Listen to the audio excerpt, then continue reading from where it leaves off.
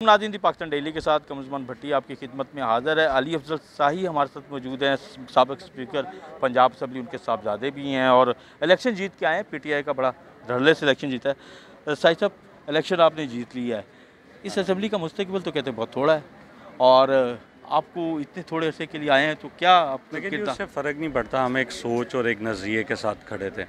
तो खान साहब का एक बयानिया था, हम उस बयानिए के साथ खड़े थे। तो जब आपका बड़ा मकसद हो तो उसमें ये छोटी मोटी चीज़ें मानी नहीं रखती।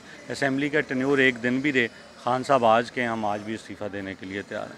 तो ये इससे फ़र्क नहीं पड़ता। हमने तो ये देखा है कि हमारे बयानिए की जीत हुई है और हम एक नज़रिए के साथ खड़े थे। अल्हम्दुलिल्लाह वो नज़रिया जीता है। तो आप जिनको हरा के आए हैं, वो उनके बारे में एक कैंपेन चली, लोटे वगैरह, तो आपको पता है कि कोई जो चेंज होगा वो फिर लोटा ही कहलाएगा।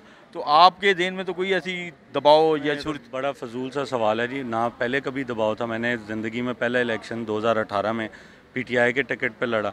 मैं आज भी 4 साल बाद दूसरा इलेक्शन भी पीटीआई के टिकट पे लड़ा और मेरा तो ख्याल है ये इसकी जो ये एक ट्रेंड था, इसकी हौसला शिकनी होनी चाहिए और हुई है। आवाम ने दबाव डाला तो हौसला शिकनी हुई ना? बिल्कुल हुई। तो हम तो पहले से ही इसके ख़िलाफ़ हैं इस बात के।